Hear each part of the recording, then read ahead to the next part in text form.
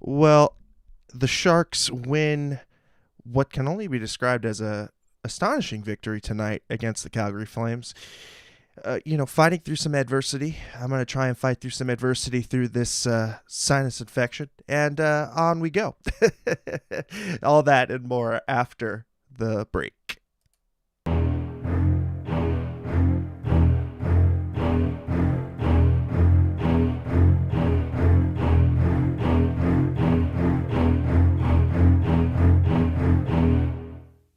But first, if you want to be a part of the show and Teal together and interact with us, chat with us and fellow Sharks fans on the social media. That would be the Twitter, the Instagram, Facebook, YouTube, SoundCloud, Reddit, and of course all the shenanigans going down on the Discord. Check everything out on tealtownusa.com for all your news, editorials, and opinion pieces. Well, I'm joined by two gentlemen and scholars. That would be Mr. Mr. Ian Blog Sharks and Mr. Al Martinet. How are you guys doing this evening? I am neither of those things. Yeah, for like the record. scholars. I'm cool with that, but Jesus. Well, I mean, we got to start somewhere, right, guys? The Sharks pulling out an improbable victory tonight. Can I get your wide brush thoughts there, Al? This was Hill's bounce back game. This was his first game after the St. Louis game, which I thought was one of his worst games this season. And honestly, this is a game that he stole for the Sharks. The Sharks really didn't deserve a point tonight. This was basically the Flames game that they should have had. And unlike last year, this is a game that the Sharks would have never gotten. Yeah, Ian, what do you think?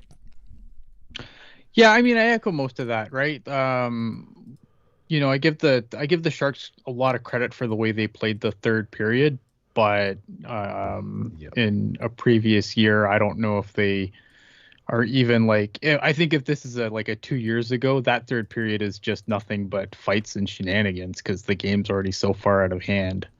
That what are they going to do, right? I'm really looking forward to this Colorado game because I'm kind of this whole novelty of this roster as it is currently is worn off now. I want to get back to the full strength team. But I mean, honestly, I mean, what are we watching though? Because it's like the team is, I wouldn't say playing poorly, but I would say that they're also not, producing a lot. And I feel like, they're just producing enough offense. Is it really that my eyes could be deceiving and we're getting sub decent goaltending? Is that a thing? I mean, look at tonight. Goaltending was a huge factor. Like Adin Hill had just an amazing game tonight, and without Adin Hill, this is a completely different game. Yeah. But at the same time, it's like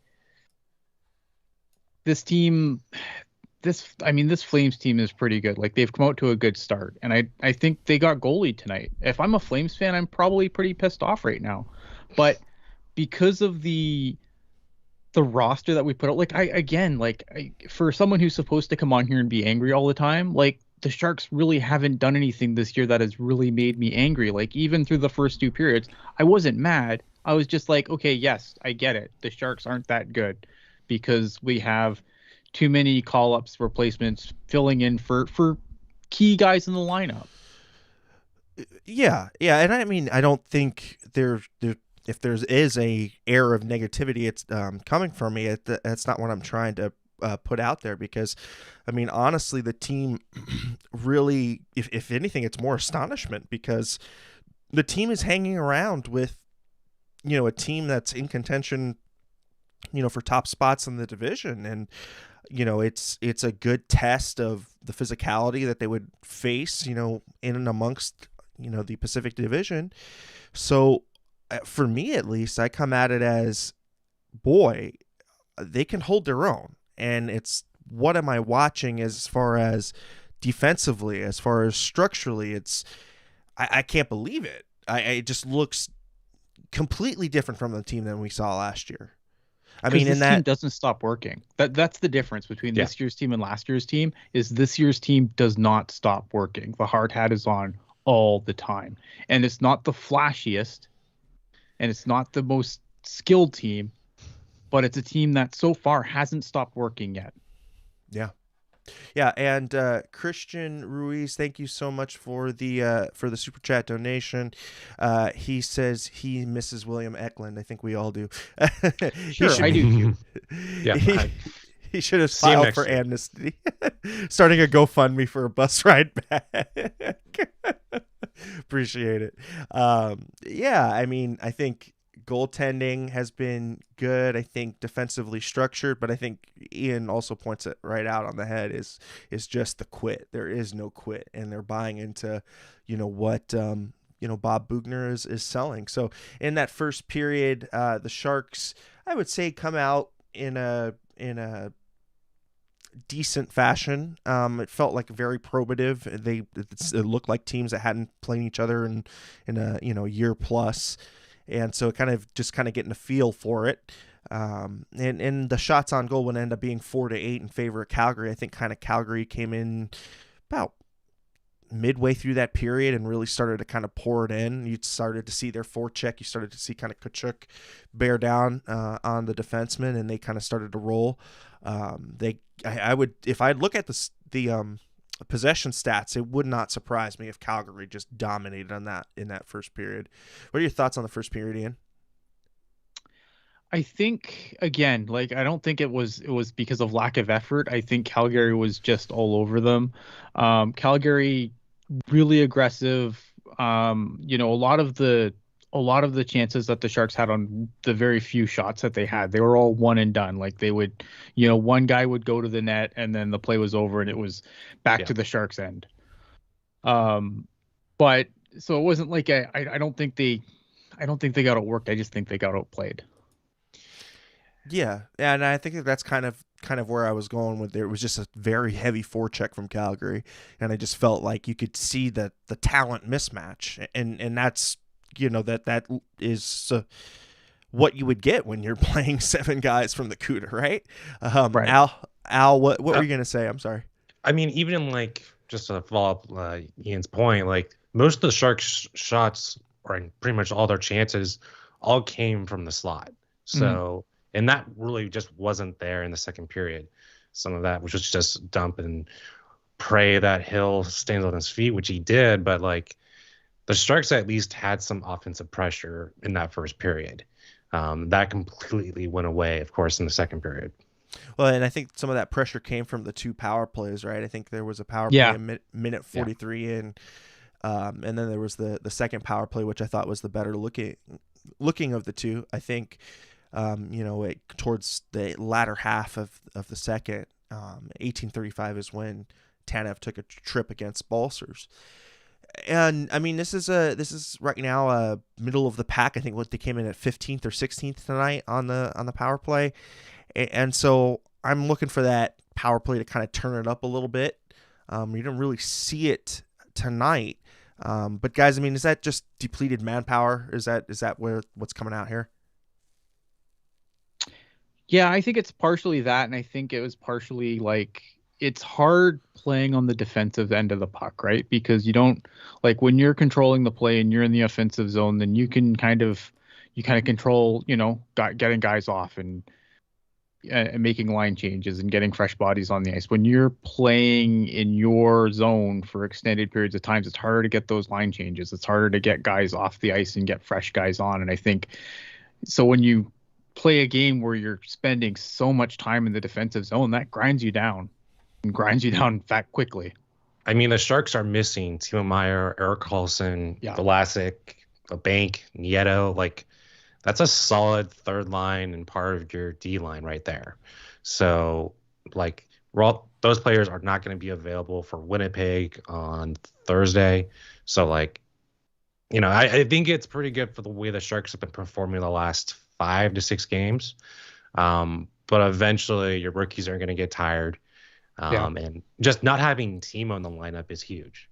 Yeah. And you're asking a lot. Like, especially again a team like Calgary who can really cycle the puck around. You're asking a lot of those defensemen to try and break up those plays and stop those talented guys from moving the puck around. And I thought that some of the defensemen did look a little overwhelmed against the flame cycle. Yeah. Yep. Yeah, I think you could definitely sense that the team really did start to get fatigued, and again, I think it was the big bodies of the Flames doing a really good job down low cycling the puck. And I think also too, it's still a feeling out process for the new guys on the back end. And one guy that I'd really like to highlight though, who I think was a very pleasant surprise tonight, was Ryan Merkley. I thought he was doing a great job breaking the puck out, and not doing too much. Ian, I think this was a guy that we've always said if he kind of stays in his lane, and plays to his ability within his designated spot on the ice, and not be too flashy. This is a player that can really drive play, and I think we saw him break out really well.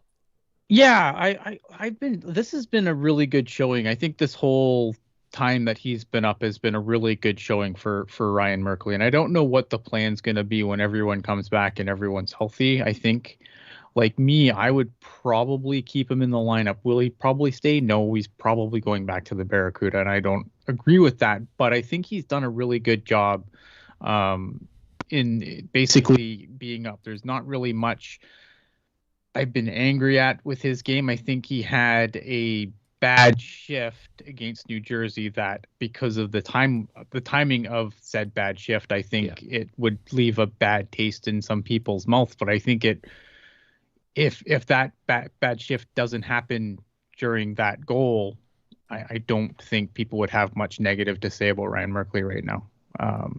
In my opinion, anyway. Yeah. Go ahead, Al. I was like, I'm more concerned about what do you do with Simic, because if you have Merkley, you have Middleton, who has also been pretty good this year. Like if Simic is not so good the next 5 or 6 games he comes back, do you potentially just float him out there as a trade chip, get that contract out of your books? Well, I mean, that was kind of where I was kind of going with this, because it seems like there's going to be a glut of back end pieces, guys. I mean, because not only that, but Hataka has looked very good. I think we've all been very happy with his play in his own end. So they're going to have maybe 2 extra defensemen, maybe one offensively kind of minded defenseman, and maybe one or 2 defensive kind of defensemen. And yeah, but here's the problem, right? Like, I've got 7 million reasons why Mark Edwards is playing. Okay, you had that one ready to go. Right? So I mean, you really, if you like Simic, I don't want to beat up on the guy, right? But like, Simic is a guy that I probably throw through waivers and just hope to God somebody says, yeah, okay. Yep. And then let the other guys fight. I think once Middleton comes back, I think Middleton's just a guy. But his pairing with Karlsson, when they were together before all this COVID stuff happened, and I've said this many a show, and I'll say it again, that was the best D pair this team had, was the Karlsson. So you don't screw with that just arbitrarily. Right. Mm-hmm. So, I mean, I think you have, unfortunately, you're going to have to make a choice with Simic for sure. But I mean, like, let's not kid ourselves. Mark Edward Vlasic is going to waltz right back in and play the next as many games as he humanly can. So, as good as some of these guys have looked, I think maybe Simic. But then again, Simic's one of those guys that, like, he's going to be a boogie guy. I think it might go back to the status quo, and I think it's unfortunate because I think, like you say, like, guys like Hataka have looked really good. Guys like Merkley, I've been really, really impressed with in his NHL stint, and I would like to see them get more time. But I think once the big boys come back, they're probably just taking their spots. And before COVID, Erik Karlsson was playing pretty well. So yeah, it was the best pair. Like that pair, Middleton and Karlsson, was the best pair before COVID. Yep. Yeah, and. I mean, I also want to maybe talk a little bit about how the team is continuing to I see a different kind of work ethic in this team, and it doesn't matter from what player to what player is kind of coming up and filling those roles, but these are guys that are really dedicated to this system and that really buying into what Bob Bugner is selling. And again, completely different than we saw last year. And I don't know if because you're seeing a team this year. Last year, you saw a bunch of individuals.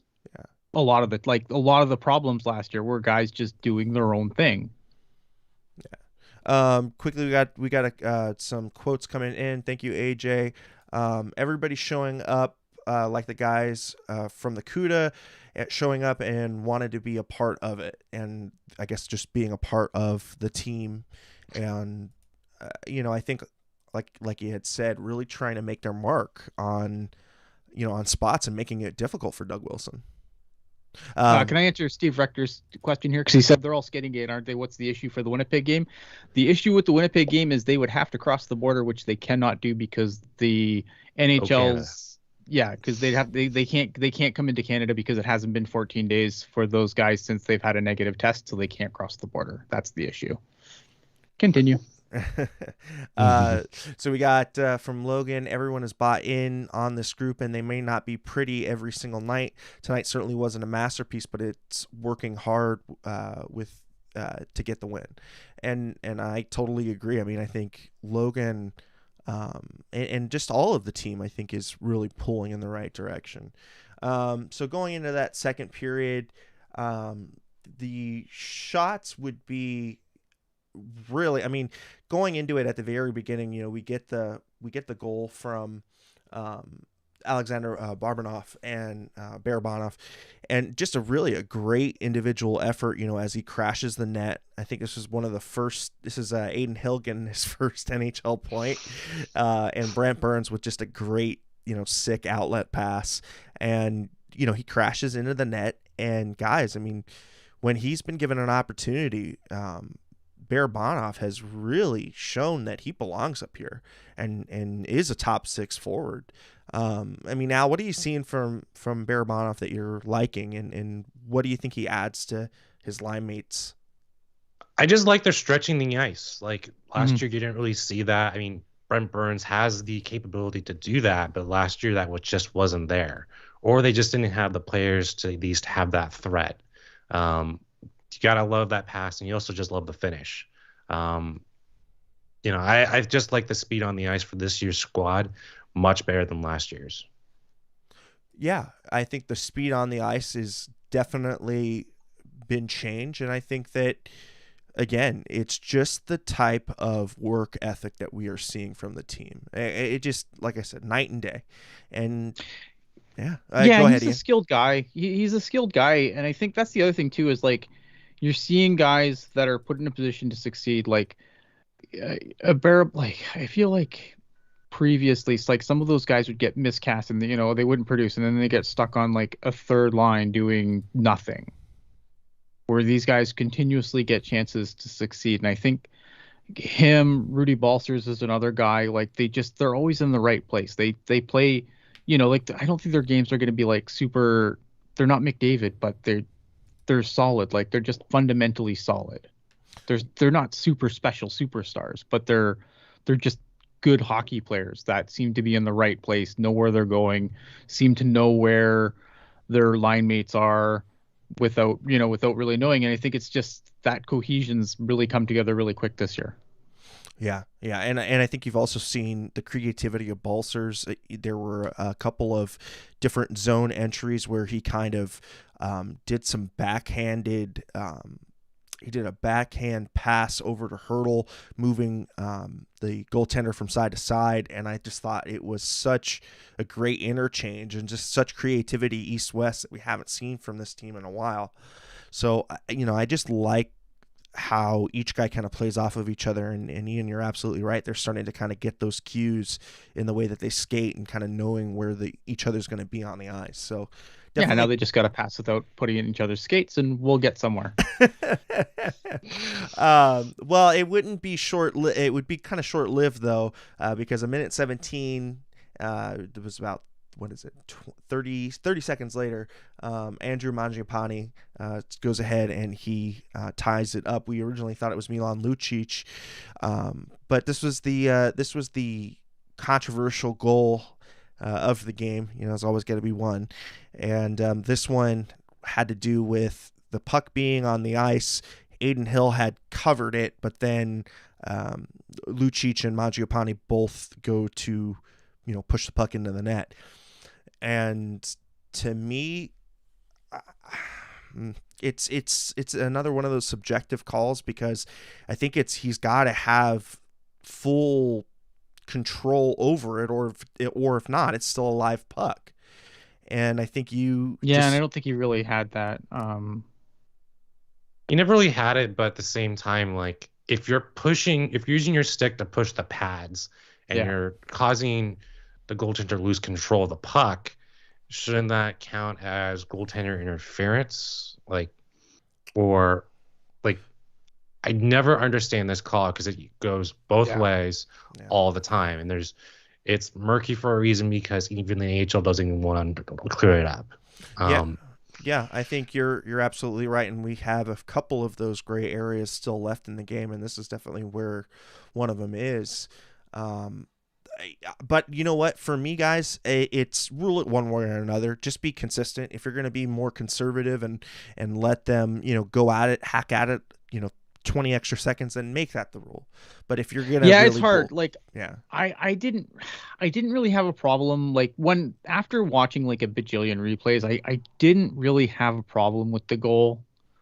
I don't know, the way I saw it, I think the puck was already over the line before the sticks really came in. So I didn't really have an issue with the goal, but based on but at first I was like, that's not even a goal. And then finally you kind of saw the angle where, okay, that's a goal. And then you're like, well, maybe that's I would have made I don't blame the Sharks for making the challenge. I would have made the challenge too. But after we kind of saw a few more replays, I didn't really have much issue with how it went. I think it could have went either way, but I don't know. Maybe I just I need new medication, because I can't summon any anger this season. I just want them to be consistent, or even take 20 seconds for an NHL ref to say, hey, the puck went in before the stick hit something. Just explain it to both the people in the stadium or people in the arena and in the audience. Yeah, who are watching.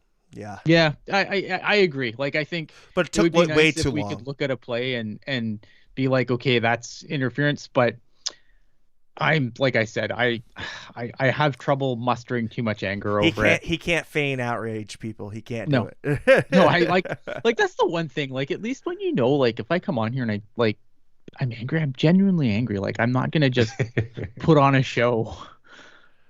Yeah, for sure. And we've got 90 plus viewers right now. Thank you so much, and thank you for trucking through this nasal issue that we've been fighting through. But if you haven't already, please like and subscribe, and tell your friends. Normally the production value is a lot higher, but again, some of us have to fight through some stuff like Michael Jordan, right? Little tear. But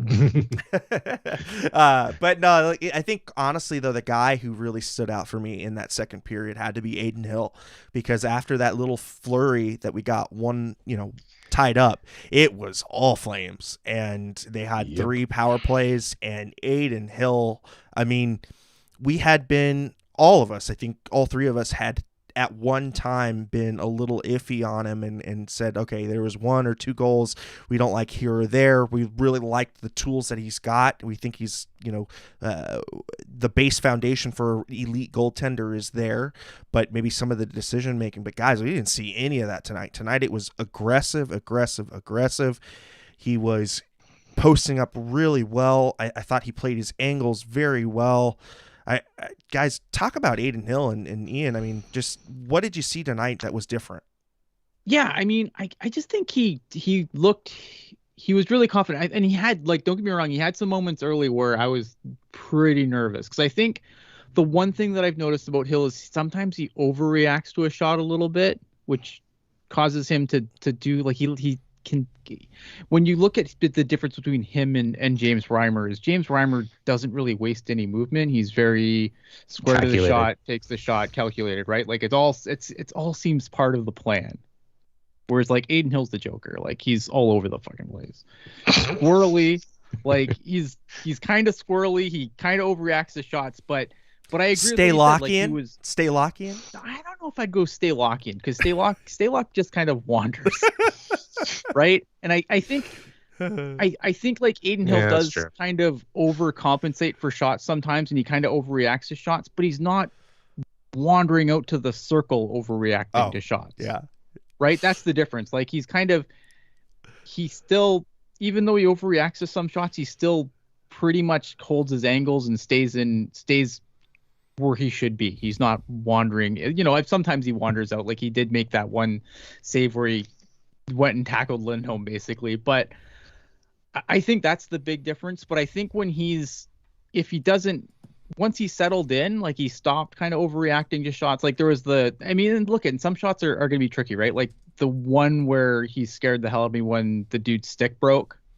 And that's hard because you expect that shot to be coming in at way faster than it's going to come in when the stick breaks like that, right? And that kind of scared the hell out of me a little bit. But I thought once he kind of got that out of his system, he's big, he cuts his angles, he plays his angles really well, he squares to the shot really well, and he's huge, so he doesn't have to come out and challenge guys. Like he doesn't have to come super far to the crease to challenge guys, and I think that works really well too because he has really good lateral movement. And the bigger you are, the closer you can stay to your net. It makes it a lot easier to laterally move and cut those angles when the puck goes to the left or right. And I think that's what Adin Hill did really well tonight. Yeah, the shots were 19-8 in the second period. And like I count 2 to 3 posts that if they gone the other way, we're talking about a Flames win. But the big thing for the Sharks this year that I've kind of worried about is just clearing the puck. Like we saw in the Devils game where there was that late third period goal that they should have had, just clear the puck. And they did that pretty well this tonight. I was gonna say this year, but it's still pretty early on. But they did that tonight, but like what you're mostly worried about is just having a consistent offensive game for 60 minutes. I'm glad Hill can steal one of those, but like let's make no doubt, like Hill is not like a top tier goalie. Dominic Hasek is not. No, I think he needs help. Yeah, I think for me though, I like like I said, the tools that he has as a goaltender. I just think that there's, like I said, the foundation is there for a good goaltender and I think a franchise type goaltender, but it's gonna take some growing pains, right? And I think tonight we still saw a few rebounds get kicked out pretty far. Yeah, that's the one thing. Like that's the one weakness I would think in Adin Hill's game is that if he cannot glove that shot, if he's making saves with his pads specifically, and he has a hard time putting those rebounds into good places. And I think that's a concern for sure. Yeah. And I think that I don't know. I think for me, at least, he's still got to prove that he can be consistent. And for sure. Like he has so few games, right? Like it's so hard to say. Like it's difficult to know what he is because I don't think we really know what Adin Hill is yet. There just hasn't been enough games. I think that he had a rough game. I thought he had a really good game this game, but I mean, the jury's still out on what he is. Right. And I think he is the Sharks starting goalie like right now. I mean, Reimer has played against, the others. He hasn't played against the best teams the Sharks have faced against. It's mostly been Hill versus Boston, Hill versus Winnipeg. The Sharks trust Hill to make those games. Yeah. Yeah, I think so. I think you're kind of seeing that it is a 1A, 1B type situation, and the B part is Reimer. But I also like the way in which Reimer is really forcing some difficult decisions with the coaching staff, and I'm sure tonight was one of those nights where they're kind of thinking about it. Which way do we go now?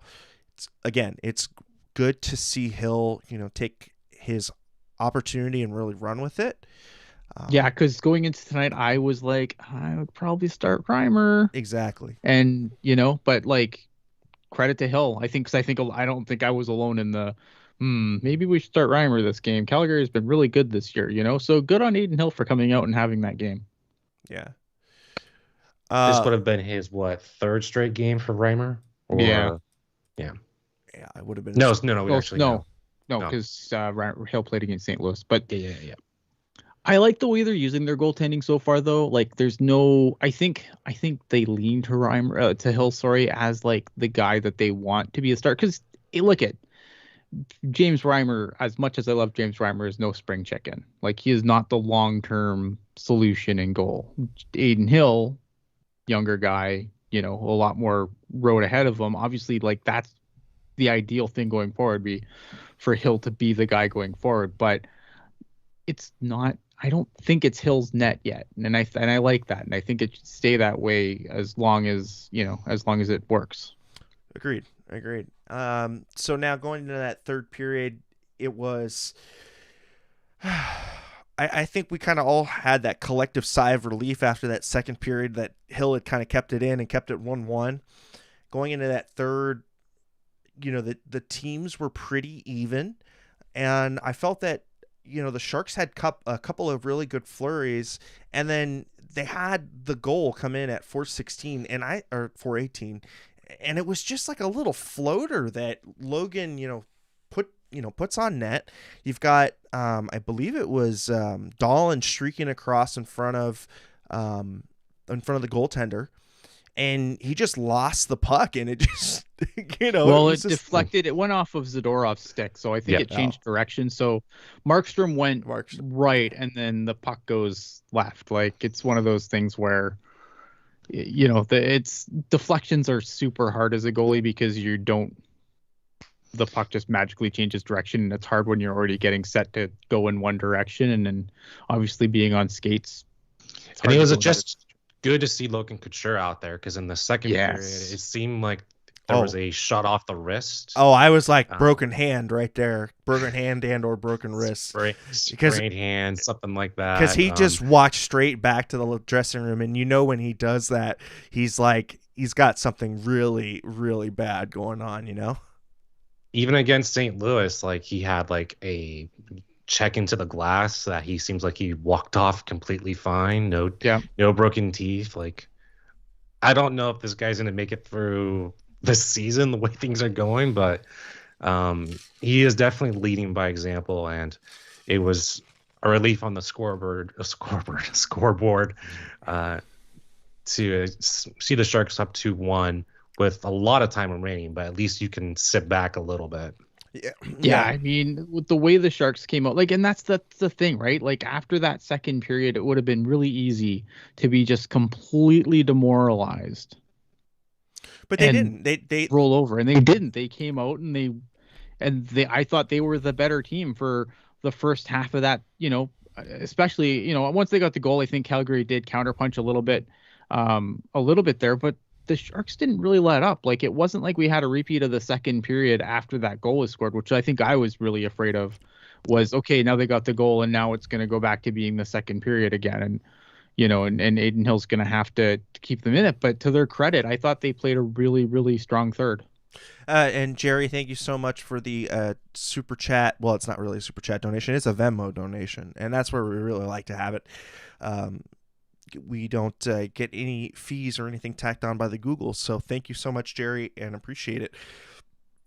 And yeah, I just have to echo with what you guys had said. I think leading by example, Logan doing a really good job doing that, and I think just the team in general showing a good set of defensive fundamentals. They turtled a little bit. I would say probably around the 8-9 minute mark, where it seemed like it was either they turtled or Calgary really had. I think Calgary just came on. I mean, you haven't lost in your building yet. Yeah. These teams know what the Sharks are putting on the ice right now. Like, it's no one wants to take that L. Yeah. Especially at home. Like, do you want to take that L at home? No.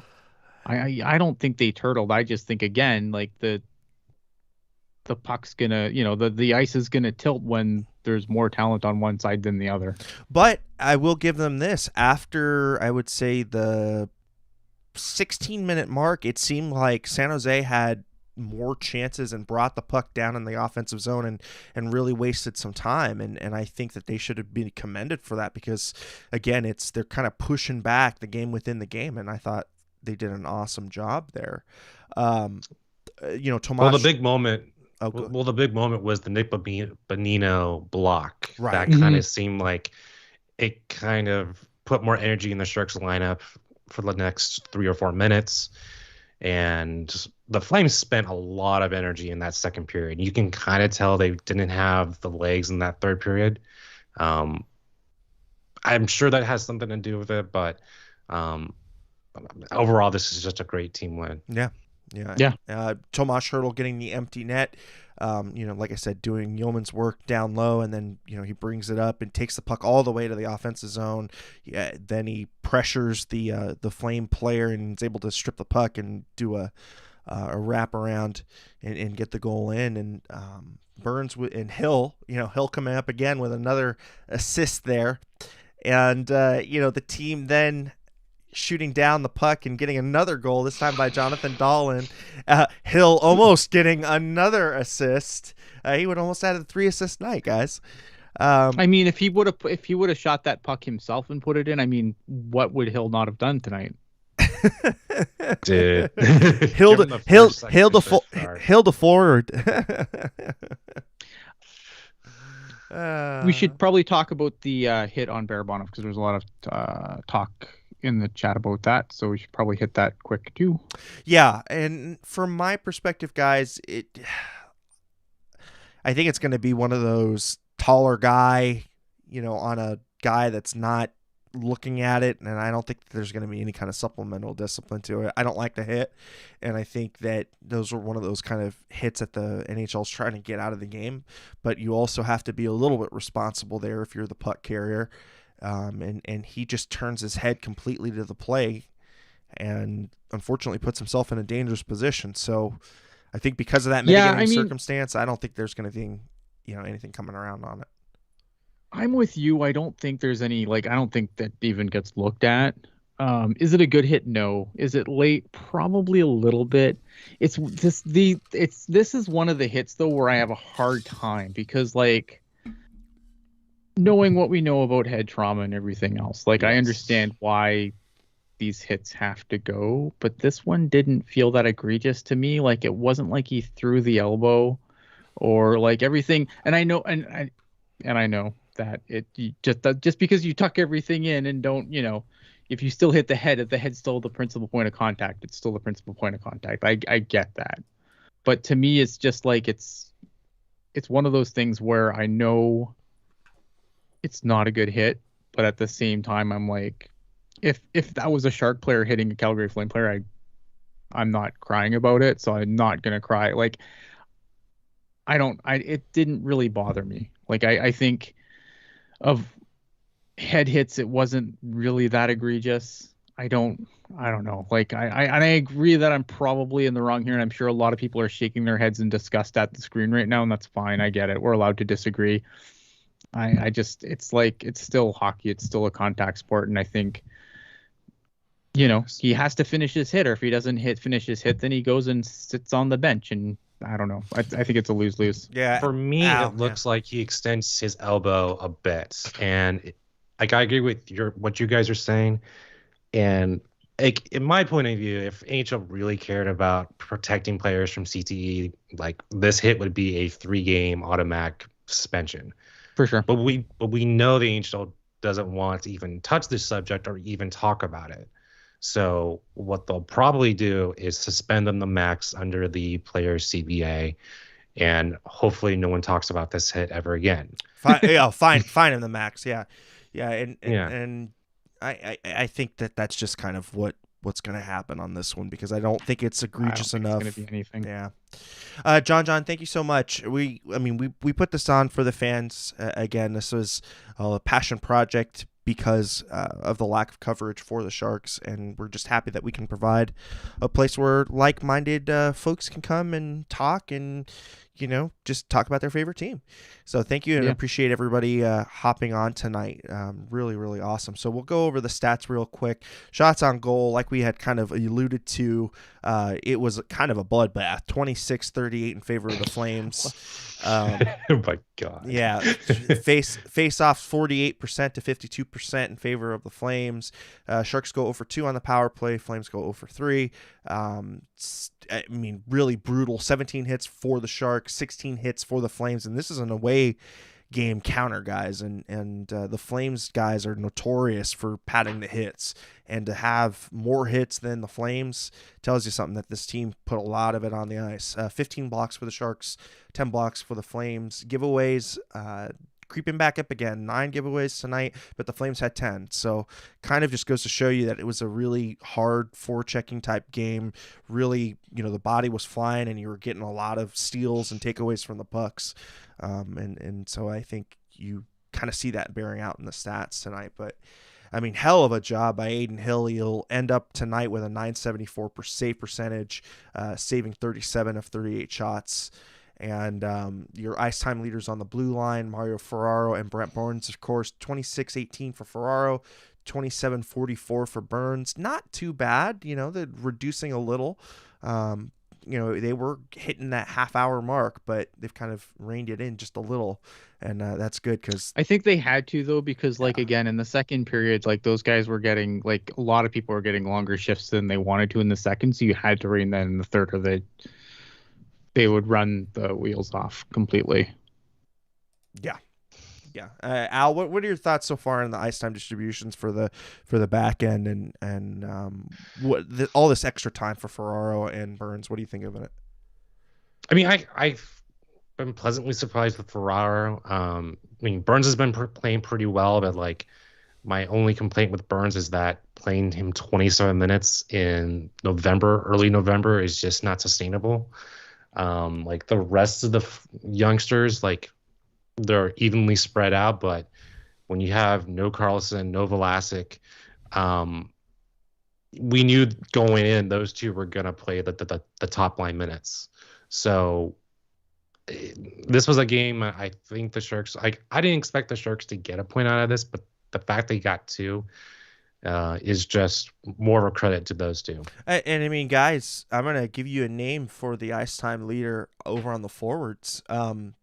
Who just quickly, a guess, Ian, without looking at it, who do you think's got the most ice time on the forwards tonight? Hertl? That would be incorrect. Hertl was up there. He was at 17:56, but he is not the leader. Al? Bonino, because of the penalty kills? Bonino is at 18:30, but still not the person I'm thinking of. Is Rudy Balcers with almost 19 minutes, 18:56 tonight.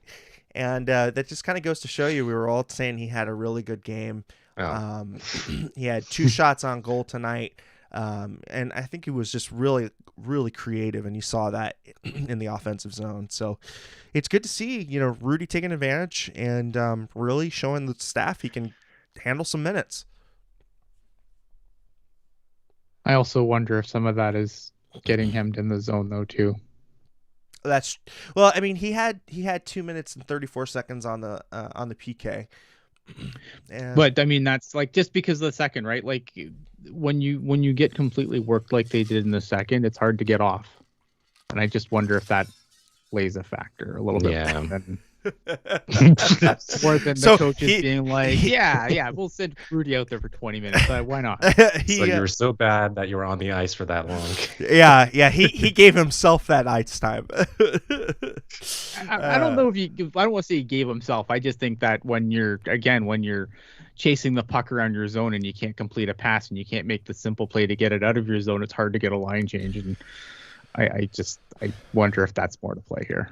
Yeah. Well, that ends up, doing it for your Sharks, who end up beating the Flames 4-1 tonight in regulation. Just a great, solid effort by the entire team, but Adin Hill really standing strong, and the team rewarding him with enough offense. And for the 3 stars, it's Adin Hill number 1, Brent Burns number 2, Milan Lucic with number 3. Okay.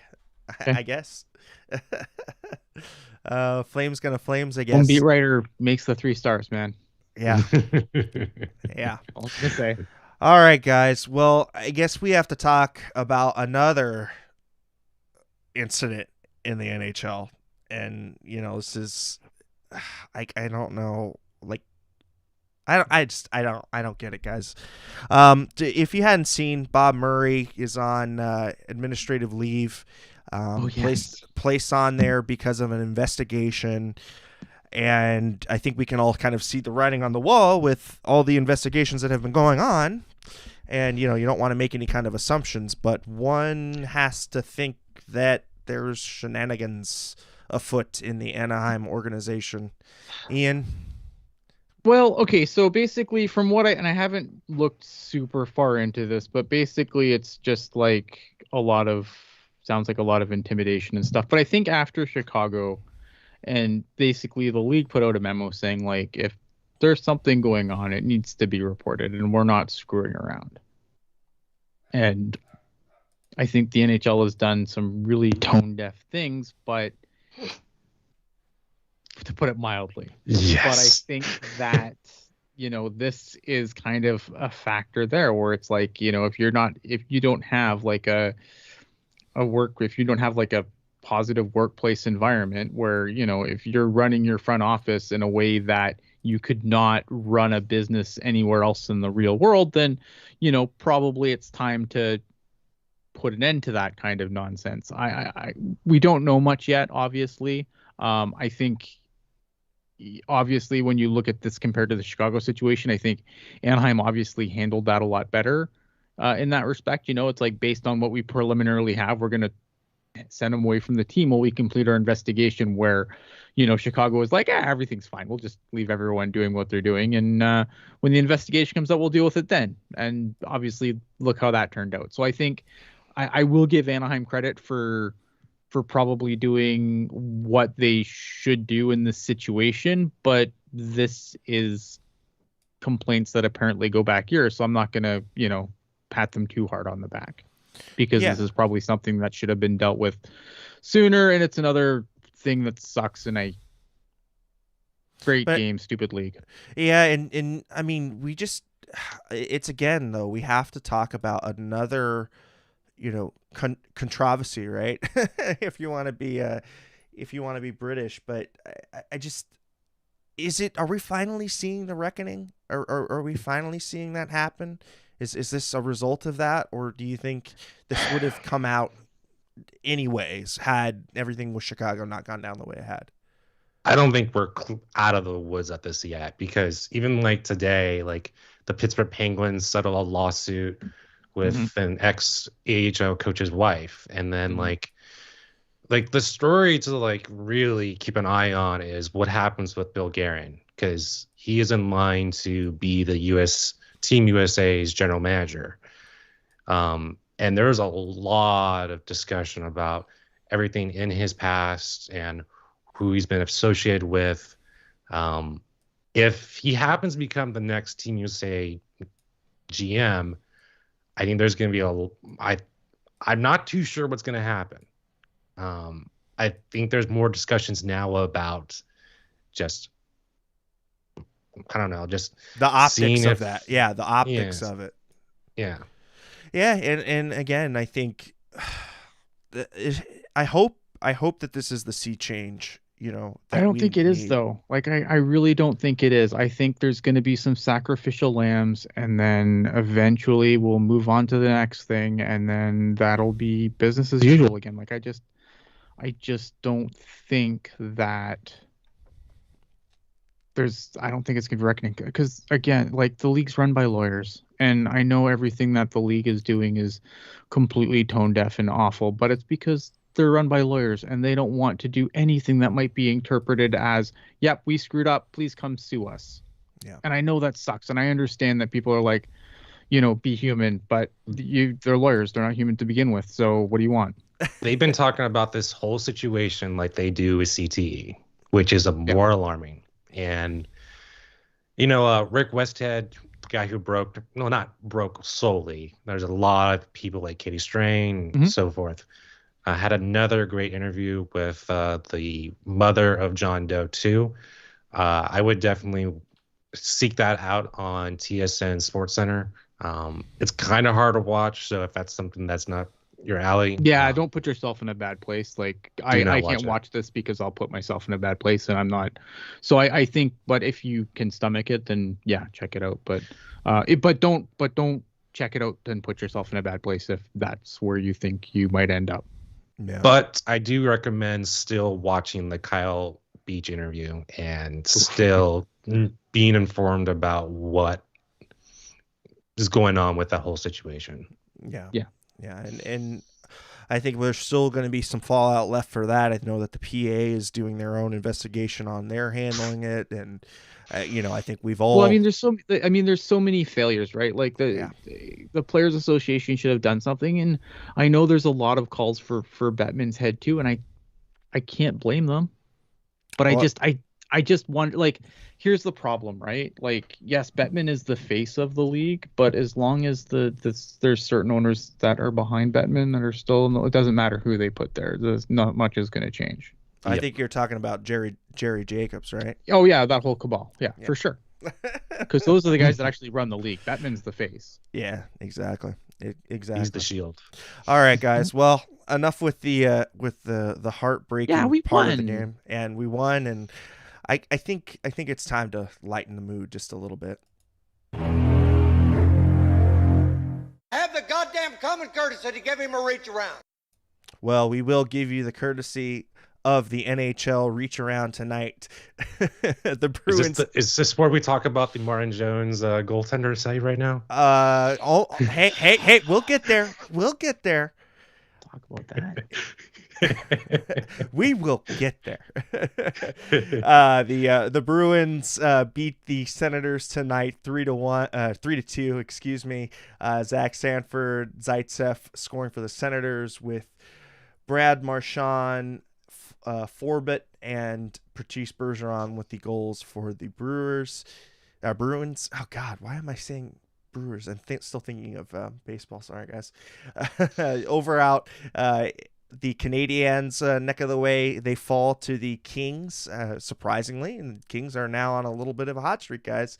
3-2 against the Canadiens in overtime. Lemieux and Iafallo with Kempe in your overtime scoring for the Kings, and the Canadiens, Sherratt and Evans. Jake Allen getting the loss there, and Peterson getting the win for LA. The Hurricanes beat the Lightning in overtime 2-1, and the Hurricanes just bounce right back from their loss and get it done in overtime against the Lightning. You got Teravainen and Nikas with the goals for the Hurricanes, and Stamkos with the goal for the Lightning. The first period of that game kind of looked like the second period of our game. Like Carolina was all over the Lightning, and then Steven Stamkos scores, of course, because that's how the league works. Because Vasilevsky, again, I mean, what can you say about him? He's great. Yeah, he is. He did yeoman's work. That is for sure. The Devils, resurgent Devils, maybe ? Beat up on the Panthers 7-3, and the Panthers had been really, really hot, but kind of taken a little bit of a downturn. But Bennett, Barkov, and Tippett with the goals for the Panthers. Then let's see, we got Johnson, Hischier, Johnson again, Subban, Zacha, Smith, and Vesey with your scores for the Devils. The Red Wings beat the Oilers 4-2. And the second in the Atlantic Division Red Wings, because we all called that at the beginning of the season. Right? I mean, oh my goodness. I think Moritz Seider and the other Red Wing are both vying for that Rookie of the Year. Of course, we've got our own rep in Jonathan Dahlan, but boy, the Red Wings, you're starting to see now all of those draft capital starting to bubble up. Ian, You know what the scary thing is? Like, this is just starting. This is like 2 years too early. Yeah, like this is just starting. And I don't think it lasts. Like, I think eventually they fall back to earth. This is just the beginning. Like, this is not even their final form. Yeah, exactly. They're going to look really, really monstrous coming up. But Nemestikov, yeah, Nemestikov, Larkin, Sider, with Nedeljkovic with the win. Puljujarvi and McDavid scoring for the Oilers. The Blues beat the Jets 3-2 in the shootout. You've got Buchnevich, Kyrou scoring for the Blues, and you've got Pionk and Connor scoring for the Jets. Jordan Kyrou's been really good this year for them. Finally kind of blossoming into the player I think that a lot of people thought he was going to be when he was drafted. Jordan Kyrou used to drive me crazy when he would come to the Sioux because he just light us up. Yeah, I mean, and Kyle Connor, I mean, really. Oh, Kyle Connor's obscene. He is on fire. Switching over to the Blackhawks and the Penguins. The Blackhawks edging out the Penguins in the shootout.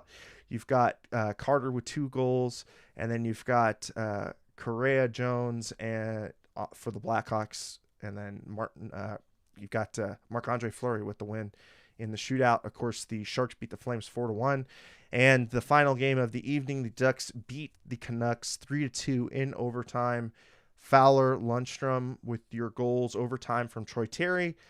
And the Canucks have JT Miller and Elias Pettersson scoring for them. And now the Ducks also putting up quite a good show. So you've got the Ducks, the Kings, and the Sharks all starting to put together some wins, guys. And I don't know what's going on. What is this? What are we watching? I guess we have the to talk Pacific. I guess we have to talk about the Knights and the Kraken too. So the Golden Knights beat the Kraken 4-2. Pietrangelo, Dadonov, Smith with 2 goals, with Robin Leonard with the win for the Knights. It's just the Pacific. Like, I look at it's Pacific teams playing each other. Yeah, it's just a whole lot of mediocre teams playing it. Like, right? Like, I don't know. I mean, Vegas. I think Vegas is going to start. Vegas isn't going to be dog forever. They're incredibly banged up, and I think once they start getting healthy bodies back, I think they will start ascending to where we thought they would be. Like, this isn't going to last forever. But like, I don't know. The Ducks. I think the Flames are for real. The Ducks, I'm not too sure what to think of the Ducks, even though 5 wins in a row. So what the hell do I know? I think the Kings, after a rough start, I think they've done a lot of winning too. So maybe they're starting to kind of find their way. A lot of these teams, like, you're getting a lot of young players infused into a lot of these lineups. Like the Vancouver Canucks are a team that, like, half their roster was turned over from last year. So I think a lot of these teams coming out of the gate slow and then starting to pick up steam. Now, none of it really surprises me with division heavy play. And again, the Pacific Division isn't the titan of the league. So I think there's going to be a lot of teams that are going to look decent. My only concern with Vegas is, when they made that run to the Stanley Cup, they had 3 to 4 really good lines they could throw at any time. Mm-hmm. With this Eichel trade, with Alex Tuch going back and the other player and a couple other draft picks, like, they're losing a lot of their depth. And yes. I don't know if just having Eichel, and who is not going to be back for the next 3 to 5 months, who that's like on the extremely short end of it. I don't even think he's going to be back this year. I think it's more of a 2023 play, in my point. But I just don't see Vegas. Like, I'm sure they're going to make a surge, but I don't think they're going to be as Stanley Cup contenders as last year. But they could surge to the top of the Pacific. Absolutely, though. That's the thing. That's all I'm saying. Like, I'm not saying they're going to come back and then roll over and, sweep their way to the cup. I just think that they'll be a playoff team with a bullet, no problem. Yeah, and I mean, for me, guys, look, they finally got the white whale, that center that they had been after for years. That would cost though. Yes. Yeah, but I still, you've got Jack Eichel and you've got a decent goaltender. You can fill out the roster from there. You know what I mean? So I think that there is something to be said for the depth play that you guys are talking. I think it really did strip mine the depth, but I also think, how can you lose if you're getting the best player in the trade? So it's hard because, like, again, with the salary cap, like, that team is going to be like, I think that team could be a team where, I don't want to say that like they could end up being the Sharks, but I mean, they kind of could, right? Where, I mean, you looked at last year when you had to bring Patrick Marleau in because you didn't have kids step up enough and you had to find somebody on the cheap that would fit under the cap. Like, is that going to be the Golden Knights? Could be. Yeah. All right, guys. So I think we teased it out long enough. Go ahead, Al, on the musings you have of Martin Jones. What's the save percentage of Martin Jones? I don't want to talk about it. I think we'll just save that for Sunday. It's 950. It's 950, everyone. It's 950, but it's 3 games. 3 games. He has to start 20. He has to play 20 games. In 20 games, if he can hold over a 915, then I'll shut up. But I don't think that's going to happen.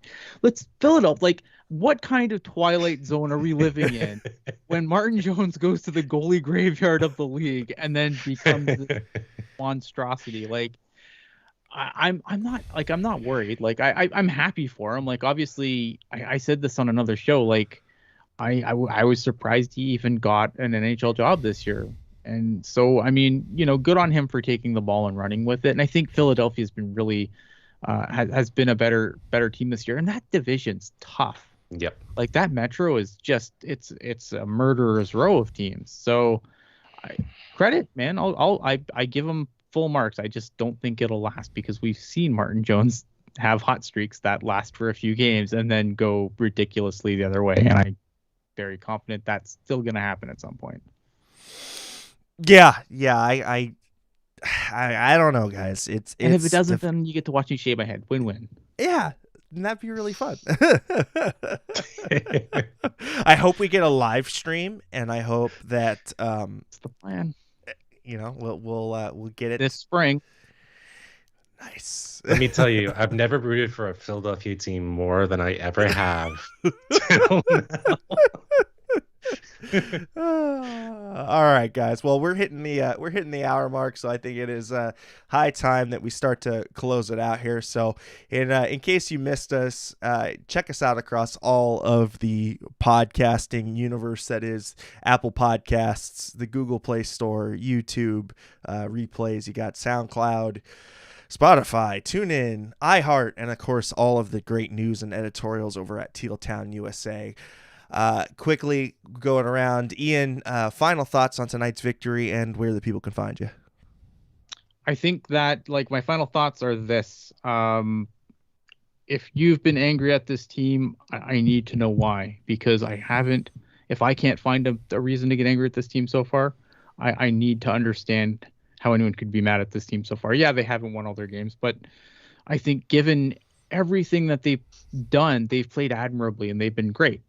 And I'd just like to point out that we've spent this hour, whatever, giving you our opinions. We'd like to see yours in the comments down below once this video is done. You can find me at Ian Blogs Hockey on the Twitter machine, and I like to talk hockey there. So come at me. It'd be cool. Yeah, and just to echo what Ian had said, it helps us with the algorithm when you guys do comment. So leave us some comments. That way we can get some of these YouTube replay numbers up, and we can reach the quest for 3,000. I think that's the next milestone we've got going on. Al, where can the people find you, and your final thoughts on the evening? I echo most of what Ian said. I've liked the start of this year's squad more than last year. I like the additions of Bonino and Reimer this year. But yeah, honestly, great start. Keep it going against Winnipeg, and the big test again is against Colorado when everyone comes back. Mm-hmm.